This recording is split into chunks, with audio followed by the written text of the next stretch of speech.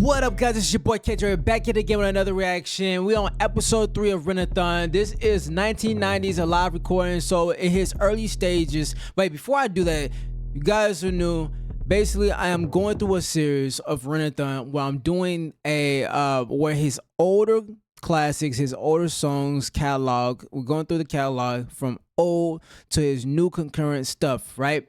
And what I've noticed so far, he's doing a lot of live recording in the beginning of his stages, and we're just gonna go through and slowly see the evolution. Some of you guys seen all of it and want to see me on the journey, and some of you seen a sprinkle of a good amount but haven't seen everything in the tight corners of his content.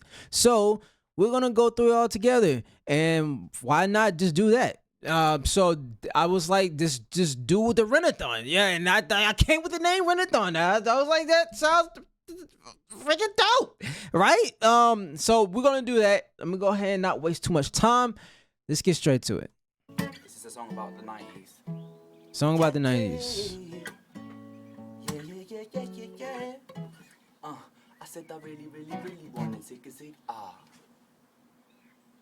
And now, as a 10-year-old, hell yeah, I was cool. I wasn't shooting any b-ball outside of the school. I was shooting old people with my potato gun, throwing water bombs at cars. I was playing knock door run.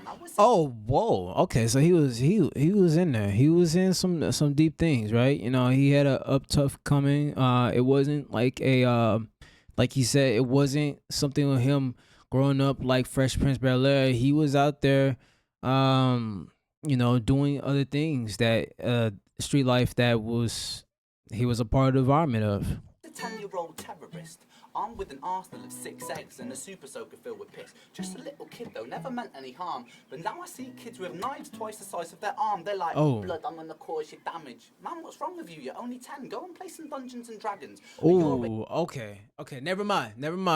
He was saying he was being one of them bad kids that had super soakers and pee stuff in it, a little pee, pew pew. You know what I'm saying? And he was spraying it, hitting people. He was tagging people with some urine. That's what it sounded like he was doing.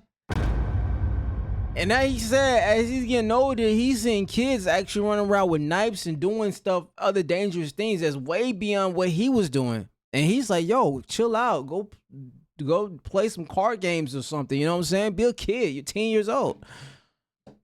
Okay. I'm going to rerun that back. Old people with my potato gun, throwing mortar bombs at cars. I was playing knock door run. I was a 10-year-old terrorist, armed with an arsenal of 6 eggs and a super soaker filled with piss. Just a little kid though, never meant any harm. But now I see kids with knives twice the size of their arm. They're like, blood, I'm gonna cause you damage. Man, what's wrong with you? You're only 10. Go and play some Dungeons and Dragons. Facts. At your age, I was catching frisbees, not chlamydia, playing my every favourite artist. X gon' give it to you. Okay, I lied. I was listening to 5 and I'm blue, dabba-dee-dabba-die. But that's alright, I'm just a regular, everyday type of guy from the very best decade on earth. And 1990s, baby, the gift that my mommy made me. And I wouldn't want to have it any other way. Wow. Okay, I love this one. I relate. 'Cause I'm a 90s baby. You know what I'm saying? 95. You know what I mean? 95. You know what I'm saying? So 90s babies. I get this. Is reminiscent, saying, you know, how even though 90s wasn't always the best, but it has some pretty good darn stuff in it. You know what I'm saying? When it comes to the hip hop, 90s hip hop, to the TV shows, to when he was mentioning X Gonna Give It To You, the things he grew up on. And he said the 90s, the wonderful gift his mom gave to him, and he wouldn't have it anyway. Grew up in that era. The cartoons, etc. By the way, shout out to the 80s also and the 70s, because y'all had some hit records in there. You know what I'm saying? They birthed and allowed us to be able to sample and create the most monumental music in the 90s. Because I know some of you guys who came from that generation had some dope stuff. And yeah.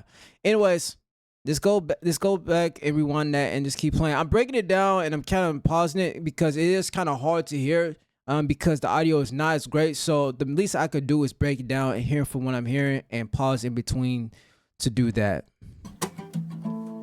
And 1990s, baby, the gift that my mommy made me. And I wouldn't want to have it any other way, no. I play Nintendo daily. My Sonic skills, blood, they're crazy. I remember And the if you wanna days. play Tekken 2, I'll put you away. Screw Calvin Harris, cause I was born in the 90s, yeah. Okay, so you was good with the Tekken. Okay, I played a little Tekken when I was a kid, but I was more on that Mortal Kombat, okay? You know what I'm saying? You had the older classic Mortal Kombat. I was that guy, all right? I was beating up my cousin, and I was little. So what you trying to say? You want to go with some Mortal Kombat? I can do that. I can do that. Tekken, you might give me a little bit on that. Screw Calvin Harris, cause I was born in the 90s. Free, I'm the babe, I'm sorry, but I wasn't that cool. But I could solve a Rubik's Cube in only 15 moves, blow. Don't worry, boy, I could get it up. When I first saw Jerry Halliwell, it's like it was stuck up. I got a Tamagotchi, got me hooked and got me a Pokemon card, and it's a shiny one, look. I was chilling with my homeboys playing pogs. Mad skills on my yo-yo, walking the dog, and I was feared at my school. I was well hard, you don't fuck with a kid with a Charizard. Hey. 1990s, baby, the year that my mommy all made me, and I wouldn't wanna have it any other way. Nah, I play Nintendo daily. My Sonic skills, man, they're crazy. And if you wanna play Gran Turismo, I'll put you away. Screw Calvin Harris, cause I was born in the 90s. Yeah. Screw Calvin Harris, cause I was born in the 90s. Woo! You know, you can see the guy was just back then was really just such a monumental person, just who he is and still is.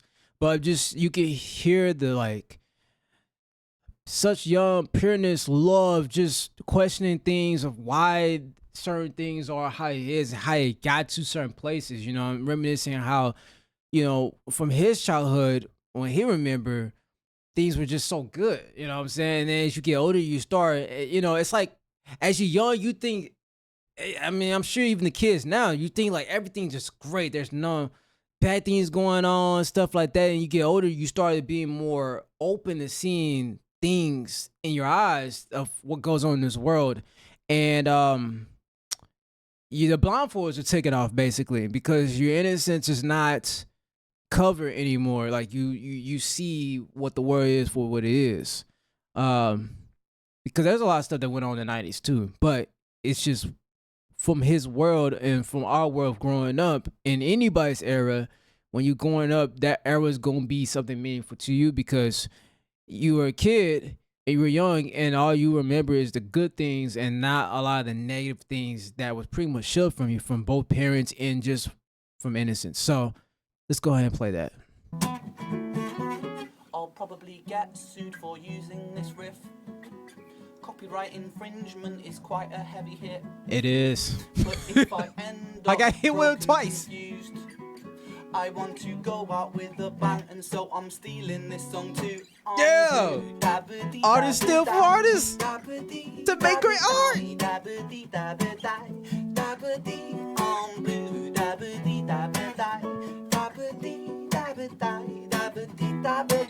That's a strong statement. I mean, I was joking, but I'm actually serious. You know, he stands on this principle of, hey, if it has a purpose, it's worth stealing so I can drive a purpose and a message and a brilliant ideal into the world to give it as a gift of inspiration. So I was joking, but I'm really actually serious about what he was trying to drive because that's something he stands on as a principle too, with giving the gift to the world of a message and inspiration through art. And, you know, we shouldn't be stopped through all these being tagged with strikes of copyright infringements, et cetera, unless you just have bad intentions, you know what I'm saying? But other than that, like, if the person is really delivering value, allow that person to do its justice, at least to put it out there into the world. So beautiful. Beautiful bring it soul, back man. to the 90s, baby. I bring the power. Ranger, flashing lights on my trainers, plastic lightsaber. That Hey! Tomb Raider, I wanna rage your wound properly. Hold on a second, here's my 6-inch floppy disk. Hee, I'm the fastest, I told them. A megabyte an hour on my dial-up modem. That's quick. Yeah, it's the fastest on my street. I put a bowl on my head, I shaved the sides off. Sweet. Gola on my feet, Puma on my jumper. Yeah, I know fashion and my tape player pumps the Spice Girls out. I know what it's about. Two becomes one. I played that proud. Keep your iPhone. I'm a Nokia baby. 99 to the old year that my mummy made me. Ooh. 1990s, baby. Yeah, that my mommy made me. And I wouldn't want to have it any other way. No. I play Nintendo daily. My sonic skills, my net crazy. And if you wanna play Tekken 2, I'll put you away. Screw Calvin Harris, cause I was born in the 90s, the 90s. Cause Calvin Harris said, I've got love for you if you were born in the 80s, the 80s. But matter of fact, I was born in the 90s, the 90s, the 90s, yeah. Wow. I was born in the 90s, the 90s, yeah, yeah. Talented. Beautiful soul. Just hearing it from the beginning to where he's at currently now. You just hear, like I said, so much of pureness, of love and passion and appreciation of life. You know, and I see why he's so fueled to not take anything for granted when he has the opportunity to pour so much into the world of everybody's ears and eyes and hearts, you know what I'm saying? And he's gonna do great things, continue to do great things. I already know. I can hear it. You can hear it from the beginning. This is why we're going into a deep dive.